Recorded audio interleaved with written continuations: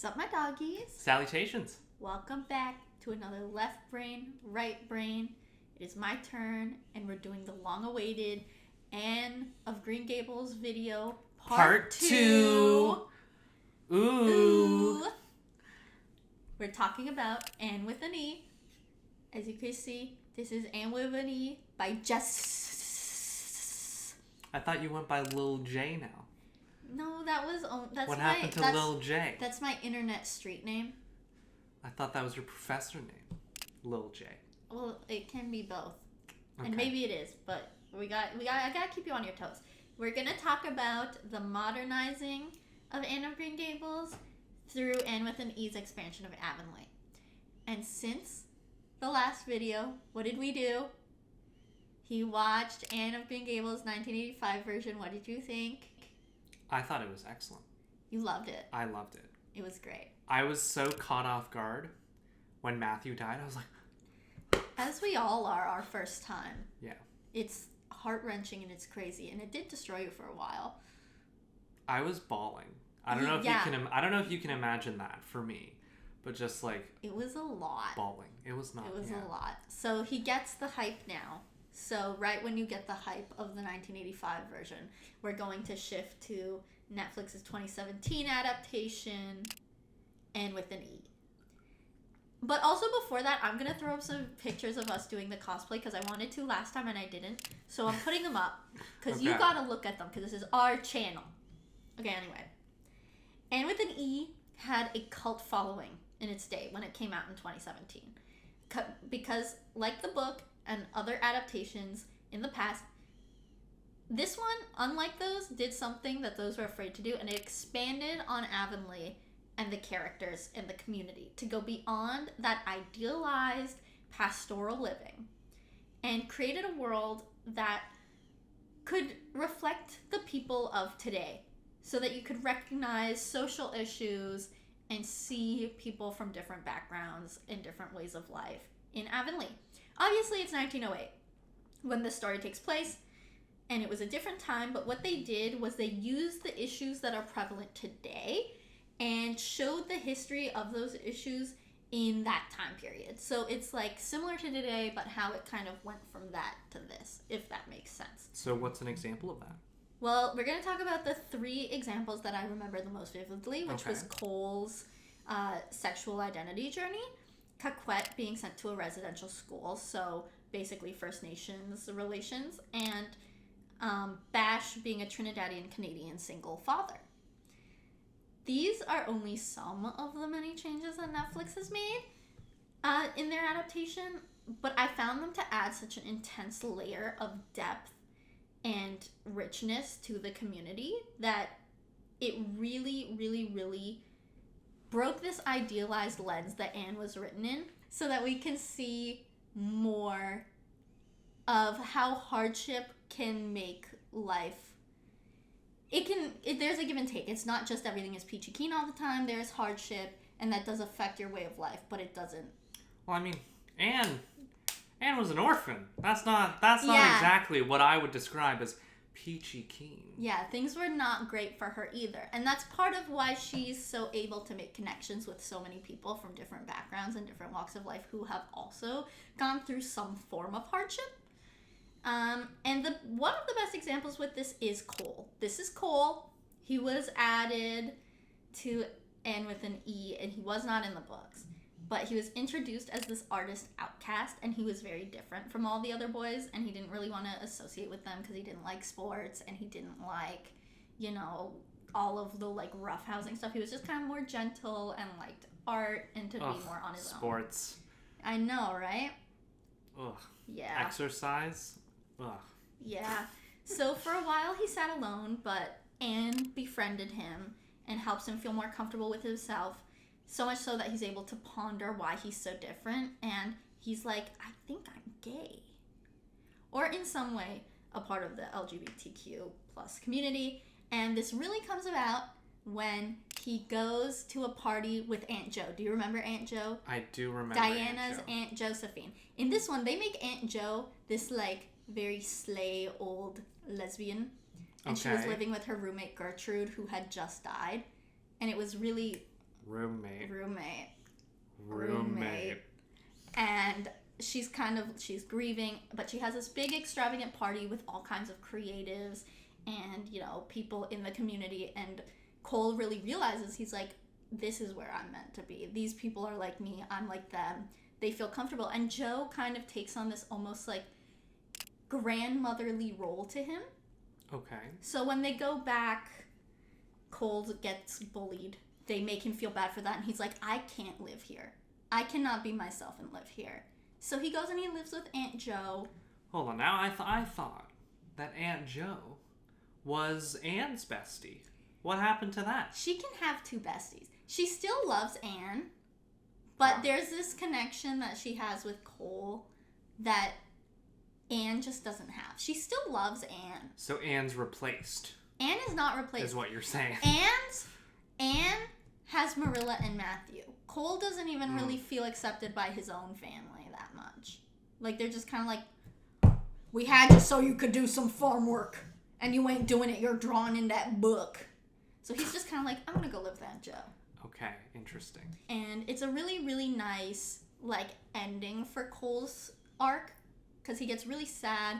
And also, there's a part where he kind of comes out to them, and he tells Anne and Diana, because 1908, she's kind of like, I don't get it. And she's like, this feels like... I don't get it. That's exactly how Diana talks. That's exactly how Diana talks. And she's just kind of like, I don't get it. This feels wrong with the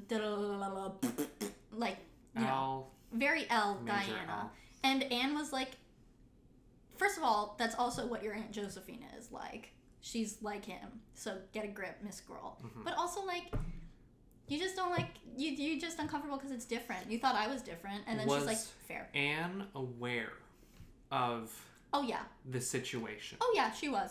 She didn't care. Oh, okay. Because she's kind of like, I know what judgment feels like, and I don't judge. Because I'm also I'm not sure, contextually speaking, how much education, or if everyone was closeted, if most people would even know that. No, but that's the these whole people, point. Existed. It existed to be like that. Right. That's the thing, is they didn't. But that's the whole thing, that Anne is like, oh, okay, cool, good for you. So Anne's she finds out for the first time, and she's kind of like, oh, I guess that makes sense. Why not? And then Diana's the one who's very conservative traditionalist. And that's why Anne's like, what's your issue though with it? And Diana's like, I don't actually know. And she's like, oh, okay, cool. So, Slay. Yep. She gets over it, and then they all become besties, and Cole gets to live in super rich with Aunt Jo. Uh-huh. So slay. That's a new perspective that's added. There's this queer perspective. Yeah. That's very low key, very 1908 scene of it. And they adapted it to be set nicely into that context. Yes. Right. Yeah, they did. So all the adaptations, they don't, in your opinion, do they feel at all jarring, or it was shoehorned in, or not really? It feels so natural. Okay. Especially with the way that they set up these characters and their progression. It's not a bomb dropped. It's kind of they knew what they wanted each of these characters to be when they first introduced them. So it's kind of there is no, where did this come from? It's oh yeah, this makes total sense. And the way that they interact in the world, it kind of feels, it's so similar to our world that it's you wouldn't really be jarred by it here, so you're not jarred by it on the screen. And that's why you need good writing. Yeah, that is why you need good writing. This is foreshadowing for another video. Or post-shadowing. Go watch the writer's video. Good plug. Our next character is Caquette. Look at her. She looks so sweet. Mm-hmm. She looks so nice. She looks so cute. Caquette is a Micmac girl introduced in season 3. She's incredibly kind and likable. And from the moment she appears on screen, you're like, oh my god. We love her. We love her, and it's so fast. Mm-hmm. So Anne befriends her, and they take an interest in each other's culture. So she'll go visit Caquette, and they'll just share cultures and learn and write about all the beautiful differences between their experiences. And then they bond over their appreciation for each other's way of life. However, 1908, unfortunately, Caquette gets sent to a residential school And Anne tries to visit her at the residential school, and they don't let her see her. And there's kind of like this moment where everyone goes, I don't think these schools have the kids' best interests at heart. Would you believe that? And then eventually, Caquette escapes, but not before they cut off her hair. And she's traumatized, because, that's how they be. That's how residential schools worked. Yay. Not very yay. Sad. Very, very sad. So she gets back All right. to, her family and all of her people, and she kind of like, you want there to be an assimilation back that's really clean, but it's not. And there's this really real... Which is the truth. Yeah, there's this very real what trauma to a lot of where people. There's a lot of self-loathing instilled and this level of self-consciousness and like PTSD where she's just like, I don't know, and she feels this disconnect from her community and obviously this intense trauma. But unfortunately, because the series got canceled after season 3, we don't really get a really nice, clean, like, end of story for her. And I feel like there was so much potential. Did they introduce her, like, late into the show? She was introduced at the beginning of season 3. Oh, and the show ended after season 3. Yeah, so there was only one Ooh. season. Ouch. And so they kind of finished the actual arc of her trauma and got her back with her parents, but they didn't really 100% resolve her feelings. I guess that's also fitting. It is fitting. Because a lot of it's the trauma accurate to the trauma. It is. To not be completely resolved. It is, so but there was also that's deep. That is deep, but there was also nothing done basically at all. It was just all of them kind of being confused. It's like why are you so mad at us? And then there was like not really a whole lot done because I feel like there is a lot of overlap of trauma that could have been established and talked about, especially between her and Anne, because Anne also had PTSD from orphanages, because who'd have thought institutions in 1908 abused children. So when she first showed up to Green Gables, Anne had PTSD flashbacks of her time there. And so I feel like they could have kind of had this very unequal traumatic bond where it's kind of like, they could have helped each other in their feelings. It's certainly very different. Extremely. Trauma. Oh, extremely. Still, extremely. Potentially there was... One of those is definitely way more than the other. But what I'm saying is... You're saying there was opportunity. There was opportunity that was not used. And also, like, the whole point of this version is that you can kind of, like, bond over your trauma and, like, live life differently, but also appreciate things now that things are fine. Basically, like, there's coping mechanisms that were not instilled, and she didn't get, like, any help. So we're just kind of left on this hanger of, like, Caquette being sad. And is it accurate? Yes, but it's also sad. Because the whole point of Avonlea and the whole community of both communities of the Mi'kmaq people, and she had 2 communities, and we didn't get to see them be used. But I miss her. Look how nice she is. I wanted to see so much more of her, and we didn't, and it's sad. You know who else we needed more of? Season 3 intro, that's rough. Yeah. The next character we're talking about is Bash and Mary. We are not forgetting about Mary. So Bash is a Trinidadian immigrant and Gilbert's bestie that he met traveling and working on a ship shoveling coal. So Bash always wanted to settle down and have a family, so Gilbert invites him to Avonlea, and he gets to live with Gilbert on his farm. And he meets this lovely laundry woman named Mary, who's really quick-witted and great and smart. And they have a child, and they live together, and they're really great. They're great. They're this like cute young couple, and they just had a kid. And the whole the whole community comes together like a family to help them with this new like baby, and it's like everything seems so great. And then Mary gets, I think it was typhus, and dies. Oh man. Right. Stuff is going so good. Or no, it was Tuberculosis? No. Smallpox? No. It was, she got a cut and then, sepsis. She got sepsis. Oh. She got sepsis. Because 1908. And she dies, but right before she dies, the whole community, because everyone knew she was going to die. Like, we knew that that was what was going to happen for her.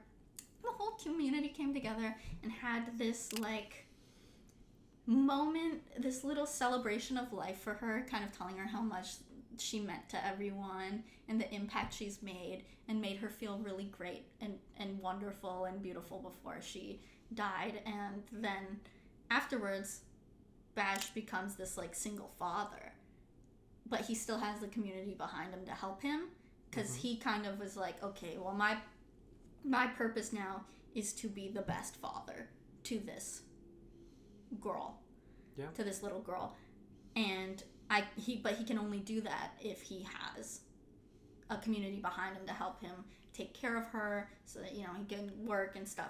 And it's really cute and really beautiful. But, you know, that's a very 1908 thing, to just get a cut and just die. I know. Like, how did people live? Like, I feel like... They didn't. That's the whole thing. They did not. The first thing is, you'd get cuts way more often. Because everything was, like, metal. Not, like, you know, and everything was rusted. Like, it was all rusted, it was all old, so you get cuts more often, and you're more likely to die from all those cuts. How did people even, like, survive at all? I don't know. How did Matthew and Marilla make it to such an old age? They just never get a cut. Their old age of 55 and 60. I mean, that's pretty old. Imagine not getting a cut for 60 years. I don't think they just didn't get a cut. I think they just didn't get sepsis. Well, but, like, you can... Isn't it really easy to get a disease from getting, like, a cut? Like, tetanus? Like, there was no they definitely cure got, for that back then. Dude, like, I don't know. But it's sad that Mary, of all people, had to get it, because she was so nice. She was so funny. She was so cool. Justice for Mary, honestly. Because I loved her. She was so great. We gotta watch this one, because you need to get caught up. Okay. And obviously, as a Trinidadian immigrant to Canada, there's also some, like, racial issues, because 1908, I don't think my pasty cracker ass is in a position to talk about that. But anyways, they also, like, unpack that a little bit. But Avonlea... Well, it's just, like, discrimination. Yeah. Yeah. Yeah. And, like, segregation and stuff, like, yeah. Oh, yeah, that was still a thing at that point in time, right? So it was still a thing till, like, the 60s. We got, like, a good 50 years after this of that. Mm-hmm. But, yeah. Very true. Yeah.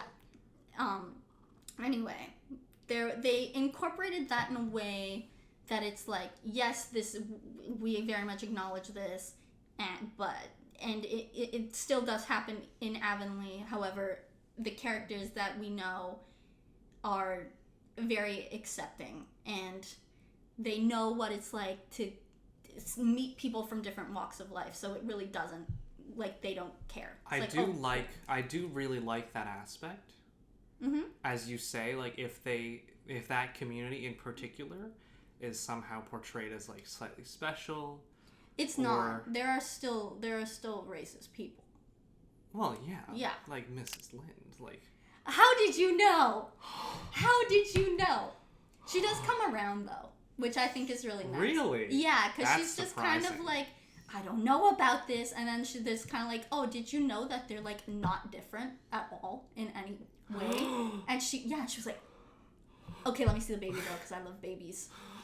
So then that's the thing, is, like, there is also this kind of, like, portrayal of, like, you can learn, like, if you decide to open your mind to people that are different from you, you're able to change, kind of like Diana with Cole, where it's like, but it takes that individual wanting to change. So yeah, as you can tell, these are all very different perspectives entering Avonlea that we didn't have before. And they really enrich the community and, like, bring a diversity of experience. The loss of an idealized lens does not make things sad or depressing or, you know... I mean, it sounds pretty sad. But it makes it more realistic. It's real, but the real world is sad. But it's also beautiful. And there's joy to be had.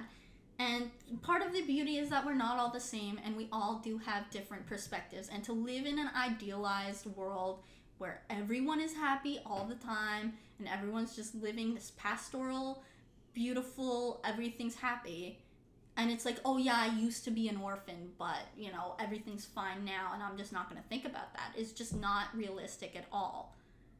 You know, and part of what adds to the bibliotherapy of this one is that someone can watch this and see themselves where they might not have before. Maybe someone watches and they're like, I relate to Cole. You know, that's beautiful and that's wonderful. And it's nice for them to know that escaping into the bibliotherapeutic world of Avonlea with Anne, you will be accepted here, because it's 1908.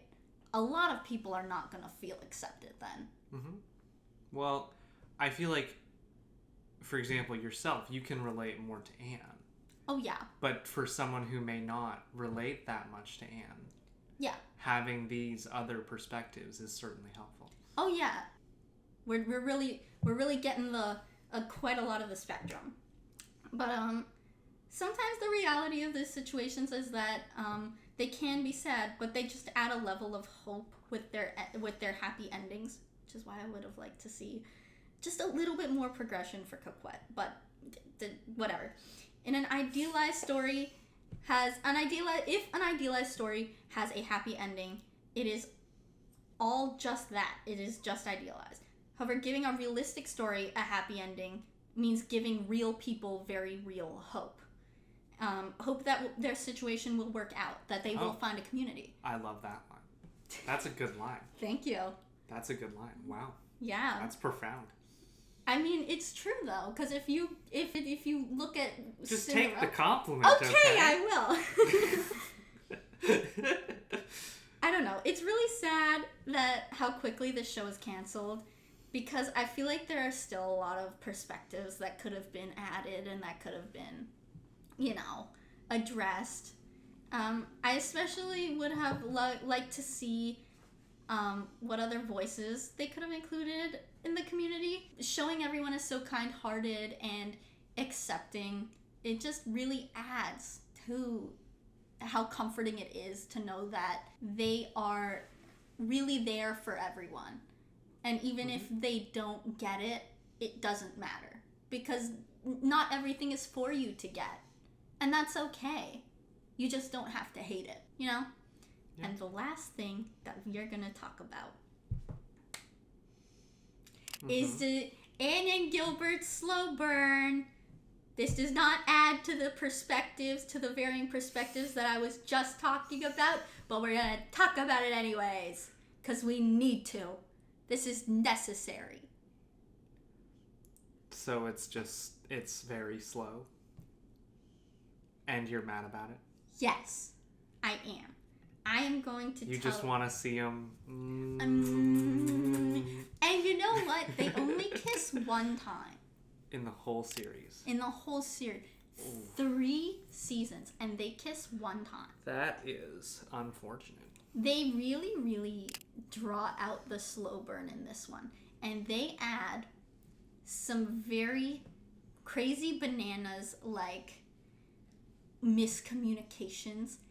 Gilbert almost marries a different girl. Like, that's how crazy they got in this one. However, they did establish a lot more of a connection than I think other adaptations did. Like, obviously she still smacks him with the slate, and they still have that whole thing. But they also have some more connections and some more moments to kind of be, like, cute. Like, they learn how to dance. Like, in school, like, they learn how to dance, and they dance together. That's and nice. It's cute. And, like, when Gilbert's father dies and then he becomes an orphan, and Anne's like, got you, man. I know the tea. And then he gets mad and he's like, not everything's about you. And she's like, what? No one's ever not accepted my help before. What is this? We deserve more. It ends with him leaving. It sounds like you're just very unsatisfied. I'm not. And that's why the catharsis is simply not there. It's not. They kiss one time, and then he leaves. They really, like, this entire show, they just build up, and then they just leave you. Edging. Yeah. It sucks. Like, it's... Okay, no, it doesn't suck. It's so good. It's so good. Guys. It's really good. It's so good. And really profound, but just get ready to be disappointed. You won't be disappointed, but you'll just be like, God, I want more. And Netflix, it's been so many years. Please, hire the writers back and get them to finish it. Oh, God. All right. So I'm just going to show you, this is the end of the world building. Here's just some of the people that were in it. This is great. There's a picture of Aunt Joe's party. And there's Aunt Joe. Uh-huh. There's Miss Stacy. They give Diana a love interest who isn't her weird husband in the 1985 version, who I hate. Fred. You know who you are. Fred. It's on sight if I see that man. It's his fault that Gilbert went to World War I, and I'm still mad at him for that. Okay. Anyways, they give her a love interest. His name is Jerry, and he's like French-Canadian. And she's... Okay. It's cute. It's cute. There's Caquette's parents. That's Winifred, who Gilbert almost married. This is Jenny. That's Matthew's old girlfriend. Ooh. T. The world building that they did in this adaptation is actually insane. It's so good. You should, if you liked my last video and you like this one, go watch Anne 1985 version. Then watch the 2017 Netflix version, and then watch my last video and this one again. And then read the books. All of them. You're assigning a lot of homework. I am. But guess what? This is an English class. Okay? You signed up for my course. So get ready to do some work. Okay? All right. Well, live, laugh, love.